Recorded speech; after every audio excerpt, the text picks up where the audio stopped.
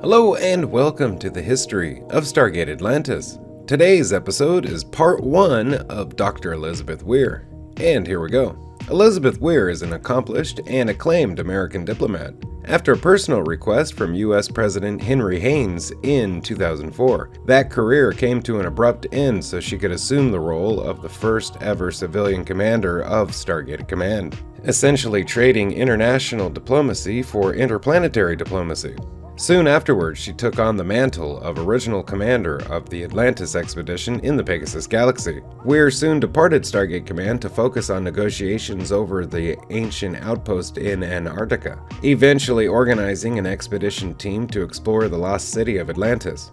After Major John Shepard was easily able to use the control chair, she insisted that he be included, despite Brigadier General Jack O'Neill's questions about his record. Before leaving, she made a goodbye video for her fiancé, Dr. Simon Wallace. Before attempting the connection to Atlantis, she gave the expedition a speech and one last opportunity to change their minds. After the dialing was successful and the MALP indicated that it was clear, she joined Colonel Marshall Sumner on the first team through the gate. Upon arriving, Sumner informed her that the city was underwater. When Dr. Rodney McKay, the expedition's chief science officer, discovered that the power levels were dangerously low, she had Sumner order all search teams back to the Stargate operations. With a catastrophic failure imminent, she had Sumner and Shepard take a team to find the place to evacuate to. When Shepard returned with the Athosian refugees, Atlantis released itself from the ocean floor and surfaced. When Shepard wanted to launch a rescue mission, she initially refused, until he proved that he could fly the puddle jumper. When they returned and was informed that Sumner was killed, she told Shepard to choose the members of his team, as he now was the ranking military officer and also the new military commander. When Major John Shepard's team encountered the Wraith for the 5th time in 9 missions, she concluded that there must be a spy in the city.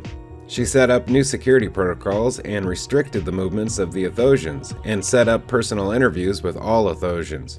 During a puddle jumper exploration of Lantia, Shepard and Lieutenant Aaron Ford discovered the mainland. When Halling approached her to be allowed to move to the mainland, she was surprised they would cut themselves off from the Stargate. When the team was encountered by the Wraith on their first mission, Sergeant Bates accused Taylor of working with the Wraith and had Dr. Rodney McKay search her belongings. He found the necklace Shepard had found in the Athosian cave, and discovered it was a Wraith transmitter designed to detect ancients. She approved a mission back to the planet and captured a Wraith, which was successful.